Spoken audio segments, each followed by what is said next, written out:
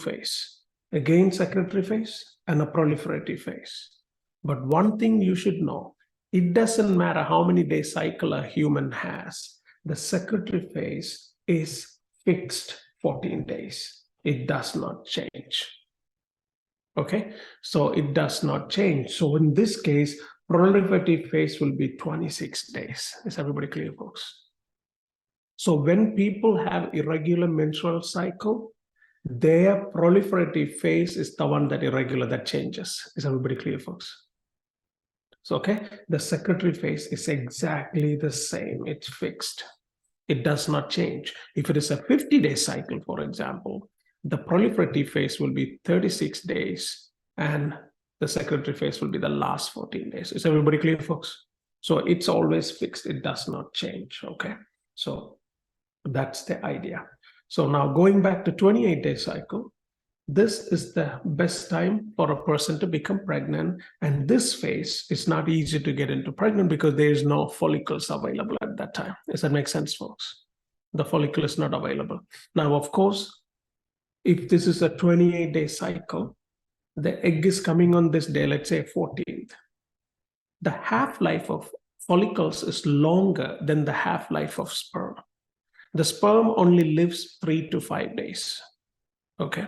So that's important because, patient will come and ask you when they have, because these days, a lot of them have irregular menstrual cycle. It's very rarely you will find people have a perfect cycle. So they will come and ask, when is the best time, doctor? We are trying to conceive and this. So you kind of have to know exactly what's a cycle looks. Is everybody clear, folks? So that's the idea here. Okay. Now, if you see here in this picture, that makes sense. Look at this exactly in the middle, 14 days. The process of ovulation is happening. What is that ovulation? It's literally follicle is coming out. Literally, the follicle is coming out. So once the follicle breaks, egg is coming out, what we call ova.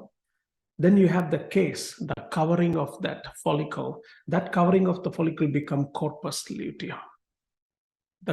Okay, now remember, folks, so let's go back here. So here is where the follicle is released. Okay, so I'm going to say follicle released. And now the egg is there. Now, in case if the fertilization happen, you need a good amount of progesterone to maintain the endometrium. Is that clear, folks? That progesterone comes from the case of the follicle we call corpus luteum. So the function of this corpus luteum is to produce progesterone. It's to produce progesterone. So in another word, every female is designed to become pregnant every menstrual cycle. That's how the theory behind it, folks, okay? And then what happens in a normal person? Let's say this egg is there for 14 days. Now, during this secretory phase, you have a good amount of progesterone. Does everybody agree, folks? Where do you get that progesterone from? From corpus luteum.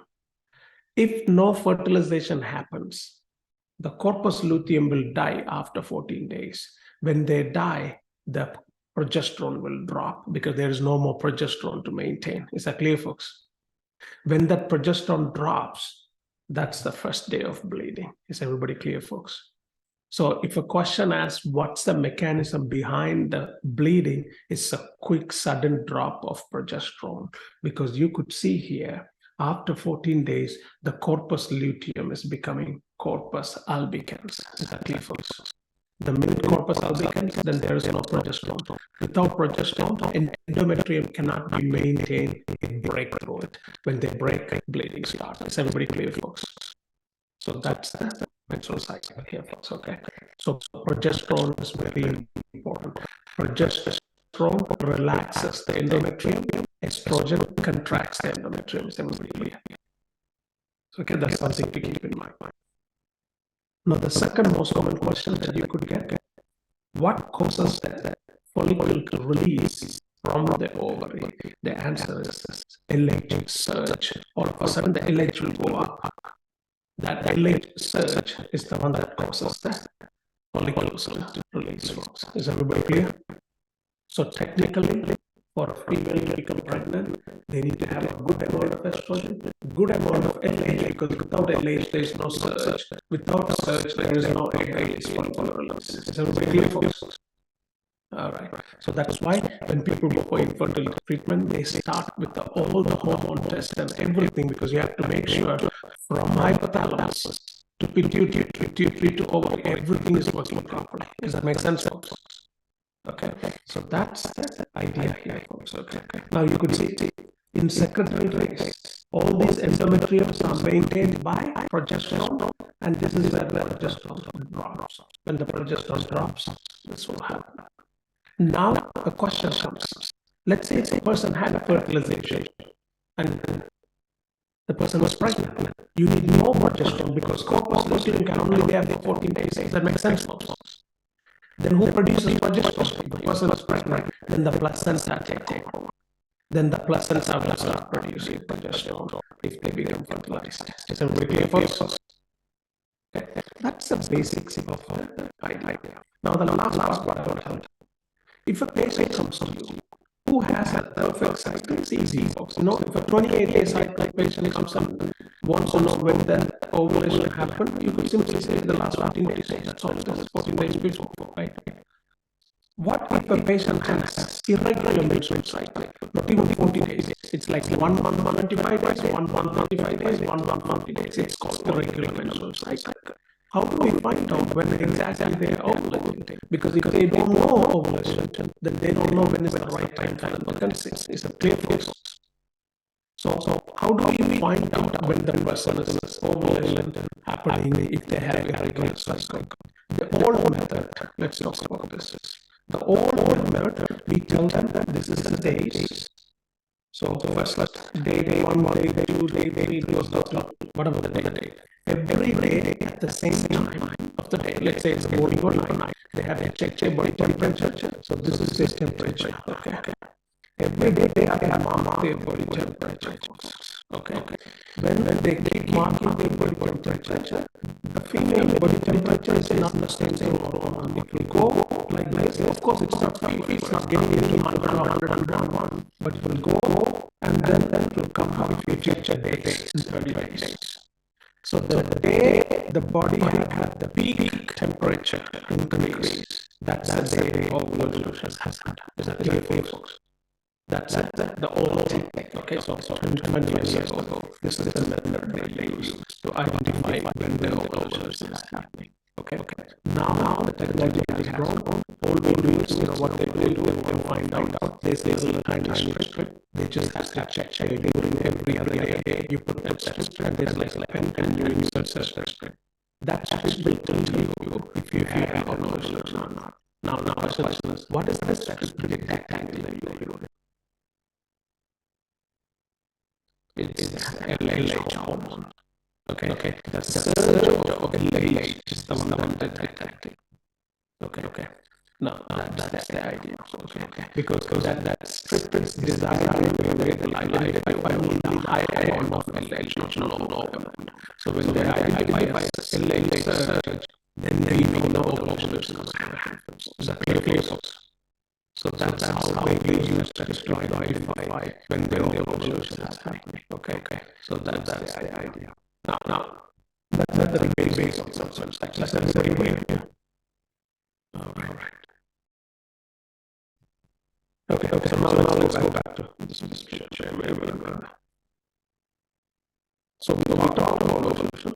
Yes, that's the name. What are the main causes of ovulation? What are the situations that we do not know ovulation? Of course, one is pregnancy. Once fertilization happens, the ovulation will not happen after that. Okay. The second one comes first one. Polycystic ovarian syndrome.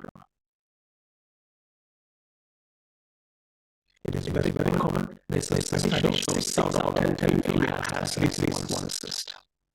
Okay. It has become so common in the United States that they are giving it to diet. Okay. That's the biggest problem for them. Okay. Now, what are the other causes? Obesity, HPO-axis abnormalities. What does HPO stand for? Hypothalamus pituitary ovarian axis. Because if you see the hormone, how does it connect, folks? GN RH comes from hypothalamus to LH, and SSH, and then SSH from deeply connected ovary to release testosterone and everything. Isn't it, folks? So that's what I call hypothalamus pituitary ovarian SHBO axis. Okay. And if we have a premature ovarian failure, that can happen. Hyperlipidemia, thyroid disorder, highlight eating disorder. Most likely we will start cyclic next. If not, whenever we will cycle, we will do eating disorder. You can actually diagnose with anorexia if the patient don't have menstrual abnormalities. Menstrual abnormalities is a criteria to diagnose anorexia. You need to have that. Okay, we're going to talk about that in a moment. That's on the next section here. Now, we then have some athletics folks. Okay, some when they over exercise and stuff, Cushing's, Benjamin insufficiency, some chromosomal abnormalities. All these are causes, folks. Okay, now let's understand why people over exercise also has abnormal menstrual cycle. It's called exercise-induced amenorrhea. Okay, it's exercise-induced amenorrhea. When they exercise, basically, it's not about too much body work they are doing. It's all comes to severe calorie restriction, right? When somebody burns more calorie than what their intake is happening, then you are going into calorie deficit. Listen very clear, folks. When that happens, more energy expenditure and stress, technically that comes to stress to your body. What that stress does, it disrupts the pulsatile release of GnRH. Sometimes it is very common when people are under stress, they have an abnormal menstrual cycle. And the reason is simply stress can disrupt the pulsatile GnRH secretion. You should know GnRH secretion is always pulsatile. It is not continuous. It should not be continuous. It should be pulsatile, folks. Okay, make sure you know that continuous is bad. It should be pulsatile. Okay. Now, when the GnRH secretion is disrupted, no LH or FSH. Without that, no estrogen. So now you should know, without LH, can you do ovulation? No, you cannot. There you go. And pathogenesis includes decreased leptin, losing too much of fat, increased cortisol. That's the idea. This is the reason for exercise-induced anorexia. What's the problem with anorexia? They lose burning more calories than what they intake. Does that make sense, folks? That's the idea. So all the same, people who exercise, people who's anorexic, people who's under stress, the answer is disruption of pulsatile GnRH. Okay, that's the answer, folks. Okay, very important. Give me one second.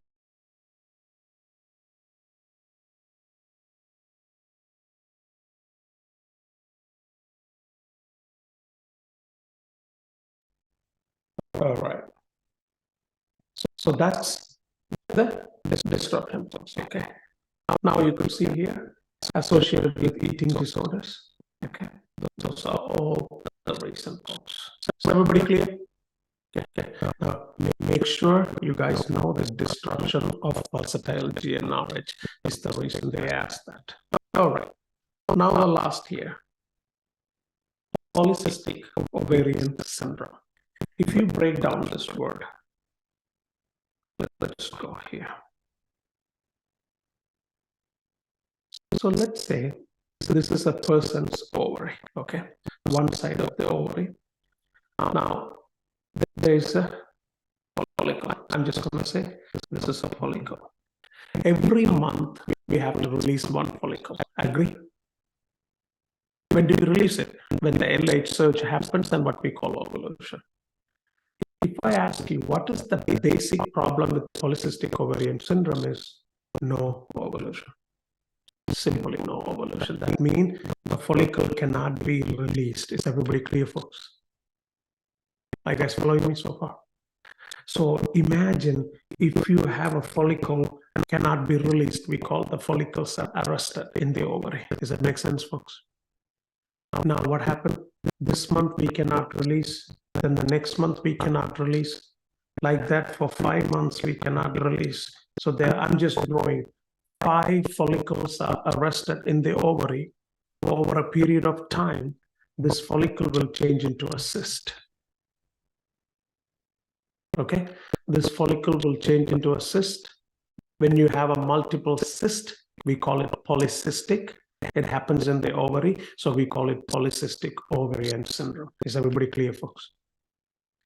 Now, when you do ultrasound, you could sometimes you could count, sometimes you give up after counting 50, because people can have so much cyst on ovaries, folks. It could be unilateral or it could be bilateral. Don't memorize, it's always unilateral, or it depends on each people. Okay, that's the idea. Now, so that's the basics. So polycystic ovarian syndrome, we are not releasing any follicles. Is everybody clear, folks? Okay, now let's go back here. Now, let's start here. One of the main reasons they said people develop polycystic ovarian syndrome also have hyperinsulinemia or insulin resistance. They are associated with. So in another word, when people have hyperglycemia, eating too much sugar, or when the insulin become resistant, it's altering hypothalamic hormonal feedback response. So they're basically messing up with your GnRH. Is that clear, folks? Okay, it messes up. So the increased LH-FSH ratio, not LH and FSH increase, is the ratio actually increase. Increased testosterone from thicker internal cells. Now started highlighting. Decreased rate of follicular maturation, unruptured follicle that become cyst with an ovulation, folks. Okay, that's the problem. So in this particular patient, where the problem start, insulin resistant. Is everybody clear, folks? This is so important, so you know why we do that treatment. Okay. Now, no ovulations, follicles are not released, so it becomes a cyst. Common cause of decreased fertility in females, folks. Okay. Diagnosed based on more than 2 of the following: cystic enlarged ovaries on ultrasound, and they might have this hyperandrogenism, hirsutism, and acne associated with obesity. Acanthosis nigricans, that's a darkening of the skin behind the neck in the armpits. Increased risk of endometrial cancer. Why? Because there is no ovulation, there is no progesterone. So here they have increased estrogen, that's called unopposed estrogen. Unopposed means there is no progesterone to balance that estrogen. Is that clear, folks? So we have increased estrogen from the repeated anovulatory cycle. So that's a problem.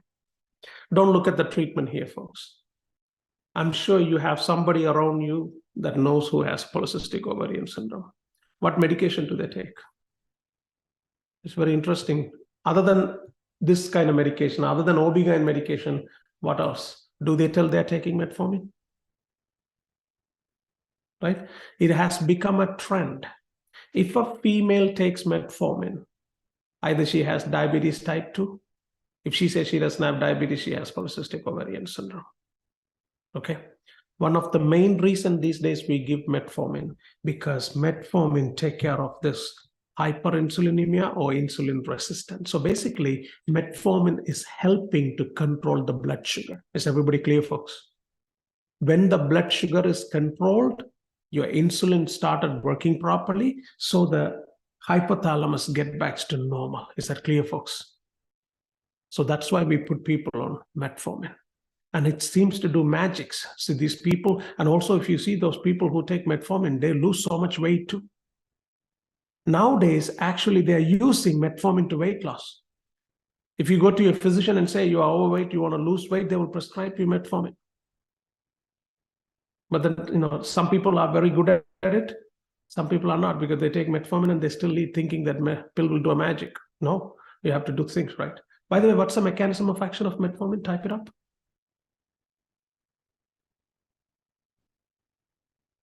I want the mechanism of action and also the side effect.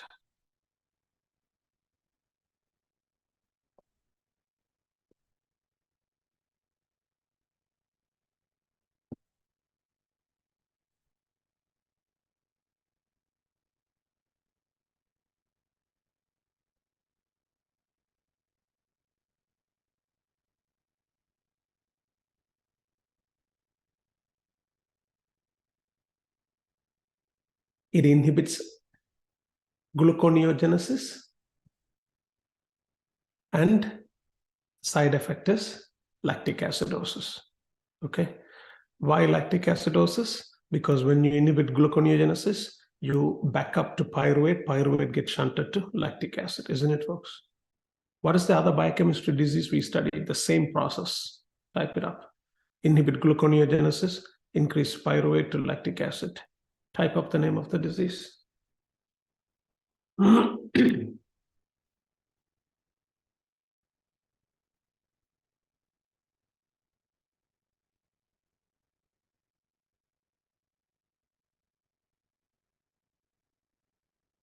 What's a biochemistry disease? At least you know that there's an increased lactic acid. There's only one we studied. Think about it. What's the other disease we studied that gluconeogenesis is inhibited, right?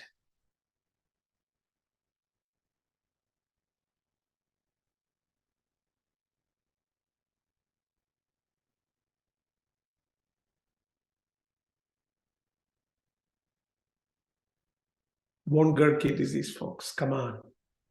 Von Gerke is an inhibition of glucose 6-phosphatase, which inhibit gluconeogenesis, back up pyruvate. Pyruvate gets shunted to lactic acid, right? Okay. All right. So that's polycystic ovarian syndrome. So you understand the pathology and what's exactly happening, folks. So what's the treatment, right? Look at this. Cycle regulation via weight reduction. See, that's very important. Weight loss is very important for that, folks, okay? And then you could give OCP. And a lot of the time, people take clomiphene, okay? Now, what does clomiphene do? The mechanism of action, clomiphene basically induces ovulation. So it helps to release eggs. The follicles can be released with the help of it. Now, sometimes when people have polycystic ovarian syndrome, I tell them, first start with metformin, try for 6 months. If not, go for clomiphene. I don't like clomiphene. I'm against it. The reason behind, when people take clomiphene, what happens is it's releasing the follicles from the ovary, isn't it, folks? Sometimes what happens, instead of one follicle, it can release 2, 3, 4 at a time. When you release 2, 3, 4 at a time, this is the time that people comes with twins, triplets, and all these things. You read the news, right? They were like, the God blessed me with 4 kids. It's not God, it's a clomiphene. Okay. So the idea is, you don't want to take clomiphene unnecessarily, because when they have the 3 kids or 4 kids, there's a 99% chance at least one kid has some defect. Does that make sense, folks? Now, they don't say those things. There's something there, because whenever you have more than twins, there's always some issues, isn't there, folks? Okay, there's always some issues. Now, can you tell when you take clomiphene only one follicle will be released? No, it's a chance. That's why when people say, like, if you meet people who have twins, either they have a genetics in their families, always twins, and if they had the first time twins in their whole genetical pathway, you could blindly ask if you took clomiphene, they will say yes. Okay. So always take metformin. Metformin will do magics. Okay. Metformin will help, because why? Metformin will help to lose weight and get back to the insulin properly and blood sugar, right? Once you control that, things will start working. Of course, it's going to take a little more time. It might take 6 months to 12 months, a year, whereas clomiphene might work in 3 months. There's no shortcut here. It's always better to go for a healthy way. Is everybody clear, folks? But that's So, I actually was diagnosed last year with PCOS. That's why I went to the dietitian. And before, my OB told me I have to lose weight because I weighed like 213 pounds. So I had to go. So I went down like 40 pounds. It took 1 year without the metformin. But now I think I have like 10 kilograms left. And my OB's telling me, if you want to start metformin, just start it right now. But like the whole year, it was just diet-based, actually. I didn't take any medications. If you're doing a diet-based, that's even awesome. Okay, that's better. But if you have to start metformin, you can. It's very common. My wife had bilateral PCOS. She was so badly want to take clomiphene. I said, no, if you take, I'll leave you. You cannot. because I was so against it. But guess what? After about 6 to 7 months, it works out well, very well, without any help. She became pregnant, right? So the thing is, taking metformin is okay. And as I say, I know people who lost more than 70 pounds in about 5-6 months who taking metformin, right? So you could take metformin, but if you don't take it, and then let's say you are good at controlling with the diet and exercise, that's even better. Remember, at the end of the day, any medicine that goes into your blood is a chemical, right? Without medication is always the best, but that's the idea. Keep up the good work. That's all I could tell. And as I said, it's very common. 6 out of 10 female has that. It's like a gastritis for females. Everybody, they said in the United States, every human has some sort of gastritis in their stomach, right? Because of the lifestyle, same thing. So keep up the good work, Abby. All right. So then we have spironolactone, fenestrate. Those are symptomatic treatment, folks. Okay. So that's this. While you guys review, let's take a look.